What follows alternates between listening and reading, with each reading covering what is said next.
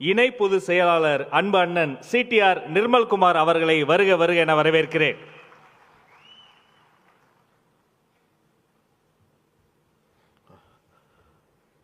இந்த வரலாற்று சிறப்புமிக்க பொதுக்குழு கூட்டத்திற்கு தலைமையேற்று நம்மை வழிநடத்தி கொண்டிருக்கும் தமிழக வெற்றிக் கழகத்தின் தலைவர் அண்ணன் விஜய் அவர்களே, பொதுச் செயலாளர் அண்ணன் ஆனந்த் அவர்களே, தேர்தல் மேலாண்மை பொதுச் செயலாளர் சகோதரர் ஆதவர்ஜுன் அவர்களே, கொள்கை பரப்பு பொதுச் செயலாளர் சகோதரர் அருண்ராஜ் அவர்களே மற்றும் இங்கே வருகை புரிந்திருக்கும் அனைத்து மாநில மாவட்ட நிர்வாகிகள் மற்றும் செயற்குழு பொதுக்குழு உறுப்பினர்கள் அனைவருக்கும் என்னுடைய முதற்கண் வணக்கத்தை தெரிவித்துக் கொள்கிறேன்.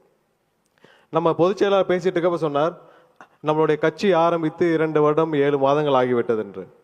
இந்த 2 வருட 7 மாதத்தில் தமிழக மக்கள், அதாவது கோடிக்கணக்கான தமிழக மக்களுக்கு நம்மளுடைய தலைவர் அவர்கள் நம்பிக்கையை விதைத்திருக்கிறார்.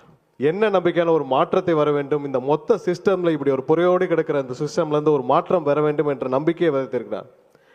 ஒவ்வொரு நாளும் நம்மளுடைய தமிழக வெற்றி கழகத்தின் நிர்வாகிகள், நம்மளுடைய தலைவர் மற்றும் தலைவரின் உரை, தலைவரின் செயல்பாடுகள் ஒவ்வொன்றையும் தமிழகம் மட்டுமல்ல இந்தியா முழுவதும் உற்று நோக்கி பார்த்து வருகிறார்கள்.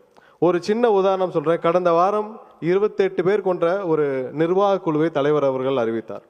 அந்த நிர்வாக குழு கூட்டம் அடுத்த நாள் முடித்துவிட்டு, நம்மளுடைய பொதுச் செயலாளர் தலைமையில் முடித்துவிட்டு மதுரைக்கு தேவர் ஜெயந்திக்காக போயிட்டு இருந்தோம். அப்போ நடுவில் தேநீருக்காக ஒரு இடத்துல நிப்பாடி இருந்தப்ப ஒரு பெரியவர் என்கிட்ட கேட்டார், இப்போதான் நீங்கள் 28 பேர் கொண்ட கூட்டத்தை முடிச்சிருக்கிறீங்க, என்ன முடிவு எடுத்தீங்கன்னு. மிகப்பெரிய ஒரு அதிர்ச்சியும் ஆச்சரியமாக இருந்தது. ஏன்னா இப்போ நிறைய பேர் பேசுகிறப்ப சொன்னாங்க அரசியல் வழிபடுத்தணும்னு. கிட்டத்தட்ட 80 இல்லை 90% இல்லை 100% தமிழக மக்களை நம்மளுடைய தலைவர் அவர்கள் அரசியல் வழிபடுத்தியிருக்கிறார். ஏன்னா ஒரு கூட்டம் நடந்து 2 மணி நேரத்தில் அந்த கூட்டத்தில் என்ன நடந்துச்சு, 28 பேருன்னு ஒரு நிர்வாக குழுன்னு சொல்லி ஒருவர் என்னிடம் கேட்கிறார் என்றால், இந்த 15, 16, 20 வருஷத்துல இதான் நான் பார்ப்பது முதல் முறை. இவர் தினமும் திரு ஸ்டாலின் அவர்கள் தினமும் ஏதாவது கூட்டம் நடத்திட்டு இருக்கிறார். அறிவாலயத்தில் நடத்துவார், ஏதாவது செக்ரட்டரியேட் நடத்துவார். யாராவது ஒருவர், இங்க இருக்கிறவங்கள கோடிக்கணக்கான பேர் டிவியில பார்த்துட்டு இருக்காங்க, யாராவது ஒருத்தருக்கு என்ன கூட்டம் நடத்தினாராவது தெரியுமா? யாருக்கும் எதுக்கு கூடினாரு, என்ன கூட்டம் நடத்துனாங்க?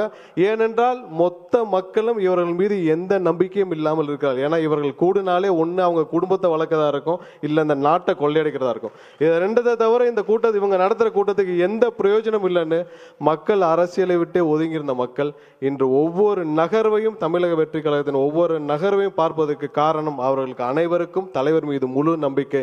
2026 நாம் காப்பாற்றப்படுவோம் என்ற நம்பிக்கை அவர்களுக்கு வந்திருக்கிறது. இந்த தலைவருடைய சுற்றுப்பயணம் எல்லாம் ஒவ்வொரு நாளும் சிறப்பாக சென்று கொண்டிருந்த போதுதான் இந்த கரூர் பெரும் துயரம் நம்ம எல்லாம் வாட்டி வதைத்தது. இதிலிருந்து நம்மளும் சாதாரண இந்த திமுக மாதிரியான இந்த 1.5 லட்சம் பேர் 2009 மறைந்தார்கள். அதிலிருந்து பல பேர் அதில் தான் புதிதாக அரசியல் வந்தவர்கள், நான் உட்பட. அப்போது நடந்த கொடுமையெல்லாம் பார்த்தீங்கன்னா 1.5 லட்சம் பேர் இறந்து கொண்டிருந்தார்கள். அப்போ போய் திமுகவுடைய தலைவர்கள் எல்லாம் டெல்லியில் உட்காந்து அமைச்சரவை பேரம் பேசிட்டு இருந்தாங்க. நாம் ஒன்றும் அந்த மாதிரியான அரசியல்வாதிகள் அல்ல. ஒவ்வொருவரும் இந்த 41 குடும்பங்களை நினைத்து கிட்டத்தட்ட இப்போ இல்லை இன்னும் பல ஆண்டுகள் அவர்களோடு கண்டிப்பாக துணை நிற்போம். நாம் ஒன்றும் திமுகவோ இல்லை மற்ற கட்சியோ இல்லை. அது கண்டிப்பாக நமக்கு ஒரு மீள முடியாத ஒரு துயரம். மற்றபடி இந்த கேஸு இதெல்லாம் ஒன்றுமே இல்லை, இது எல்லாம் எதிர்கொள்வோம், ஒன்றும் பிரச்சனை இல்லை. இந்த 41 பேருடைய மரணம் மட்டும்தான் நம்மை பேரிடியாக தாக்கியது. என்னை பொறுத்தவரை நம் தலைவர் வாழ்நாள் முழுவதும் இதிலிருந்து மீள மாட்டார் என்பதில் கண்டிப்பாக உறுதியாக நிச்சயமாக இருக்கிறோம். ஏனென்றால் மக்களுக்காக வந்த ஒரு தலைவருக்கும் மற்றவர்களுக்கும் உள்ள வித்தியாசம் அதுதான். இந்த திமுகவும் சரி, அவர்களை சுற்றி இருப்பவும் சரி, என்னைக்கும் மக்களுக்கு இல்லை, இந்த தமிழகத்துக்கு இல்லை, எதையுமே இவர்கள் கண்டுகொள்ள மாட்டார். இந்த 1.5 மாசத்துல நம்ம எல்லாரும் பார்த்த பொதுமக்கள் எல்லாம் சொல்லியிருப்பாங்க, பல டிவியில பார்த்துருப்போம், இந்த சதிகார கும்பல், இந்த சதிகார திமுக கும்பல் இத்தோடு அரசியல் விட்டு விரட்டப்பட வேண்டும் தான் ஒட்டுமொத்த தமிழக மக்களுடைய ஒட்டுமொத்த குரலாக இருக்கு. யாராவது ஒருத்தர் மாத்தி சொல்லியிருக்காங்களா? தமிழகத்துல எங்க போனாலும் நம்ம கேட்கக்கூடிய ஒரே வார்த்தை இந்த சதிகார திமுக கும்பல். இந்த கடந்த 1.5 மாசத்துல நம்ம கேட்கிற ஒரே வார்த்தை இந்த சதிகார திமுக கும்பல் இதோட அரசியலை விட்டு ஓடணும்ன்றதான். இவர்கள் இதை மட்டும் இல்ல, தமிழகத்துல எந்த இயற்கை வளம் எல்லாத்தையும் முடிச்சுட்டாங்க. இந்த நம்மளுடைய தீர்மானத்துல பார்த்திருப்போம், ராம்சார் நிலம், அதாவது அரிதினும் அரிதான ஒரு இயற்கை பொக்கிஷம். அந்த பொக்கிஷத்தை 2006 திமுக வந்த பிறகுதான் மொத்தமா அதையெல்லாம் கூறு போட்டு வித்தார்கள். சரி, அப்பதான் உங்களுக்கு அறிவு இல்லை, இதெல்லாம் தெரியாது, இது என்னன்னு தெரியாது, ஏதோ தண்ணி போயிட்டு இருக்கு, நாங்க எடுத்து வித்துட்டோம்னு சொல்லிட்டீங்க, சரி பரவாயில்ல. இப்ப சென்னையின் பிரதான பகுதி, எல்லாரும் லட்சக்கணக்கான மக்கள் அங்கே போய் வர்ற பகுதி. அதில் ஒரு 15 ஏக்கர் எடுத்து நீங்கள் இல்லீகலாக கொடுக்குறீங்க. பல ஆயிரம் கோடி இதில் கொள்ளையடிக்கப்படுகிறது. இதில் கிட்டத்தட்ட 3 அரசு துறைகள், 3 அமைச்சரின் கீழ் இருக்கும் அரசு துறைகள் அதை முறைகேடாக அனுமதியும் கொடுக்கிறது. இதற்கு ஒரு முதல்வர் அதுக்கு ஒரு விளக்கமும் கொடுக்குறாரு. என்னன்னா, வரைபடம் மட்டும்தான் இருக்கிறது, உள்ள சர்வே நம்பர்லாம் இன்னும் போடல, பட்டாலாம் இல்லைன்னு. இதே இதில் அனக்காபுத்தூரில் ஆயிரக்கணக்கான வீடுகள் இடிக்கப்பட்டுச்சு. அதுவும் பார்த்தீங்கன்னா அந்த நமக்கு வந்த ஜட்ஜ்மெண்ட் மாதிரி தான். அது உயர்நீதிமன்றத்தில் ஒரு பொதுநல வழக்காக தாக்கல் செய்யப்படுது. அதில் ரெஸ்பாண்டண்ட்டாக தமிழக அரசின் நிர்வாகத்துறையே போடுறாங்க. அனக்காபுத்தூர் பகுதி மக்களே இல்லை ரெஸ்பாண்டண்ட்டாக. அப்போ அரசு சார்பாக ஒரு வரைபடத்தை கொடுத்து, இந்த வரைபடங்கள் எல்லாம் நீர்நிலைகள்னு சொல்லி உடனே என்ன ப்ரேயரோ அதான் ஜட்ஜ்மெண்ட்டில் கொடுப்பாங்க. என்ன ப்ரேயர் கேட்டாங்களோ ஸோ அதன்படி ஒரு ஆர்டர் கொடுக்கப்படுது. இது அப்படின்னா ஈடிங்கன்னு சொல்லிட்டு, உண்மையாகவே மக்கள் மீது அக்கறை கொண்ட ஒரு அரசாக இருந்தால் மேல்முறையீடு செஞ்சிருக்க வேண்டும். இல்லை நாங்கள் அசஸ் பண்ணணும் இதில் நீர்நிலைகள் ஏங்க, அங்கே இருக்கிற மக்கள் அனைவருக்கும் பட்டா இருக்கு, நீங்கள் தான் அனுமதி கொடுத்துருக்கீங்க, சர்வே நம்பர் இருக்கு. அங்கே ஒரு ஸ்டாண்ட் எடுத்த இதே திமுக அரசு ஒரே நாளில் 100 பேர் 200 பேர் கொண்ட கேம்ப் ஆஃபீஸ் அங்கே போட்டு ஆயிரக்கணக்கான வீடுகளை இடித்து 10,000த்திற்கும் மேற்பட்ட மக்களை தமிழகத்தில் அகதிகளாக்கி, நம் கண் முன்னாடி அகதிகளாக்கி கொண்டு போய் வேற எங்கேயோ கொட்டிட்டு வந்துட்டாங்க.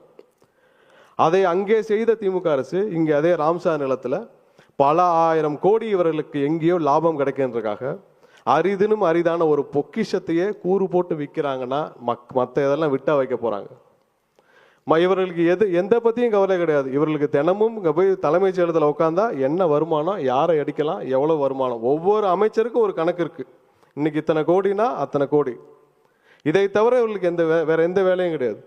இவர்கள் மக்களை பார்க்கும் உயரம்லாம் வேற தூரம். அதை மக்கள்லாம் கிட்டத்தட்ட அவர்களுக்கு ஒரு புழு பூச்சி மாதிரி தான். நீங்கள் சமீபத்தில் பார்த்துருப்பீங்க, மணச்சநல்லூர் எம்எல்ஏ, திமுகவுடைய எம்எல்ஏ பேசினதை பார்த்துருப்பீங்க. அதாவது உழைச்சி ஓடாய் போன உட்கார்ந்த ஒரு மக்கள் கிட்டத்தட்ட உட்காந்தாங்க. அந்த பகுதி மக்கள்கிட்ட கேட்குறார், எங்கள் அப்பாவுடைய ரோல்ஸ் ராய்ஸ் கார் விலை என்ன தெரியுமான்னு கேட்குறார். அதாவது அவருடைய சம்பந்தப்பட்ட ஹாஸ்பிட்டலில் 200க்கும் மேற்பட்டவருடைய கிட்னி திருடப்பட்டிருக்கு. உங்களுடைய ஹாஸ்பிட்டலில் கிட்னி திருடின ஒரு கொஞ்சம் கூட குற்ற உணர்வு இல்லை. உங்களுடைய நிர்வாகத்தில் இத்தனை பேர் இருக்கிற 200க்கும் மேற்பட்ட மக்கள் அவங்களுடைய உடல் உறுப்புகளை இழந்திருக்கிறார்கள், பாதிக்கப்பட்ட கொஞ்சம் கூட ஒரு வருத்தம் இல்லை. அவர் கேட்குறாரு, இதில் வர்ற 2 லட்சம் 3 லட்சம்லாம் ஒரு காசே இல்லை, இதை வச்சுட்டு எங்கள் அப்பாவுடைய ரோல்ஸ் ராய்ஸ் காரை கூட வாங்க முடியல, இன்னும் நிறைய பேருடைய கிட்னியை உருணுங்கிறாரு. இதுதான் திமுக மட்டும் இல்லை, திமுக இருக்கிற ஒட்டுமொத்த அமைச்சரை எம்எல்ஏ எல்லாருடைய எண்ணமும் இதுதான். அவர்கள் எதை செய்தாலும் மக்களிடமிருந்து எதையாவது கொள்ளையடிக்கணும்னு தவிர வேற எதுவுமே கிடையாது. அவர்களை நம்ம திருத்த முடியாது. அவர்களை நீ போய் நம்ம கல்வி கொடுத்து நீங்கள் மக்களுக்கு நல்லது செய்யுங்கன்னா, ஏன்னா அவர்கள் வளர்க்கப்பட்ட முறை அதுதான். நாம தான் நம்மளை மாற்றிக்கொள்ள வேண்டும். ஏன்னா அவர்களை போய் நீங்கள் போய் இனிமேல் நாட்டுக்கு நல்லது செய்யுங்கன்னா எங்கேயாவது யோசிப்பாங்களா? அவர்களுக்கு செய்யவாவது தோணுமா? அந்த பழக்கமாவது இருக்கா? ஏன்னா பல பேர் சொல்வது, நிறைய பேர் இப்போ நம்ம பேசினப்போ சொன்னாங்க, கட்டமைப்பை பற்றி சொன்னாங்க. அங்கங்கே பார்க்குற பொதுமக்கள் சொல்லுவாங்க, நீங்கள் கேண்டிடேட் நல்ல கேண்டிடேட் போடுங்கன்னு. மக்களுக்கு என்னன்னா ஒரு ஏக்கம், எப்படியாவது நீங்கள் ஆட்சிக்கு வர வேண்டும் என்ற ஒரு ஏக்கம் எல்லாருக்கும் வர ஆரம்பிச்சிச்சு. ஏன்னா இதுக்கு மேல ஒரு வாய்ப்பு பொதுமக்களுக்கு, தமிழக மக்களுக்கு என்னைக்கே அமையாது. 100 ஆண்டுகளுக்கு ஒரு முறைதான் ஒரு தலைவர் வருவார். அப்படி ஒரு அரிதினும் அரிதான ஒரு தலைவர் நமக்காக வந்திருக்கிறார். இந்த வாய்ப்பை தமிழக மக்கள் விடக்கூடாதுன்னு ஒவ்வொருவரும் பார்க்கிறப்பல ஒரு சொல்றது விஷயம், பொதுவாக சொல்றது, அதுல முதன்மையானது ஒரு நல்ல கேண்டிடேட் போடுங்க. கோடிக்கணக்கான மக்கள் டிவியில பார்த்துட்டு இருப்பீங்க. ஏன்னா தலைவரோட நிகழ்ச்சி எல்லாமே கோடிக்கணக்கான மக்கள் டிவியில எப்பவும் பார்க்குற விஷயம். இந்த கோடிக்கணக்கான மக்களிடம் ஒரே ஒரு விஷயம், ஒரு 5 நிமிஷம் உங்களுடைய மனதில் கை வச்சு சொல்லுங்க. உங்களுக்கு தெரிஞ்ச எல்லா அமைச்சர்கள் பட்டியலும் போடுங்க, எல்லா எம்எல்ஏ பட்டியலும் போடுங்க. அதுல யாராவது ஒரே ஒருத்தர் 5 நிமிஷம் ஒரு நாளைக்கு மக்களை பற்றி மட்டும் சிந்திக்கிற ஒரு நபரை சொல்லுங்கள். இதே இதுல எங்களுடைய தலைவர் அவர்கள் தமிழகத்துடைய கடைக்கோடி கம்பம் போடி எடுத்துக்கோங்க, அங்க இருக்கிற ஒரு சுய உதவிக்குழு இருந்த ஒரு அக்கா அவர்களை தேர்ந்தெடுத்து அவர்களை எம்எல்ஏ வாக்கி உங்களுடன் 24 மணி நேரம் இருக்கக்கூடிய ஒரு நபரை கொண்டு வருவார். அந்த நபர் ஒரு 5 நிமிஷம் இல்ல, ஒரு நாள் 100% மக்களை பற்றி மட்டுமே சிந்திக்கக்கூடிய ஒரு நபராக இருப்பார். ஏன்னா இதுல எனக்கு எந்த சந்தேகமும் இல்லை. ஏன்னால் தலைவரை சில மாதங்கள் பார்த்து அவருடன் பழகிய இதுல சொல்றேன், நெகட்டிவான எந்த விஷயமும் அவர்கிட்ட போகாது. நெகட்டிவான சிந்தனை உள்ள யாரும் அவர்கிட்ட ஒட்டவும் முடியாது. நெகட்டிவான எந்த பேச்சும் அவர்கிட்ட ஒட்டாது. தவறு செய்தால் அடுத்த நிமிடம் தூக்கி எறியப்படுவார்கள் என்பதில் எந்த மாற்று கருத்து முடியாது. அதுல 100% நான் அடிச்சு சொல்றேன், எந்த தவறும் செய்யும் நபரை ஒரு நிமிடம் கூட எம்எல்ஏவில் ஒரு கவுன்சிலரை கூட தலைவர் கீழே வச்சிருக்க மாட்டேன்றதை 100% அடிச்சு சொல்றேன். மக்களே, நீங்கள் தான் மாற வேண்டும், உங்களுடைய எண்ணங்கள் தான் மாற வேண்டும். ஏனென்றால் எங்களுடைய கட்சி சார்பாக முழு அளவில் எல்லா தயாரிப்பு பணிகளும் நாங்கள் கொண்டு சென்று இருக்கோம். கட்டமைப்பை பற்றி பேசினாங்க.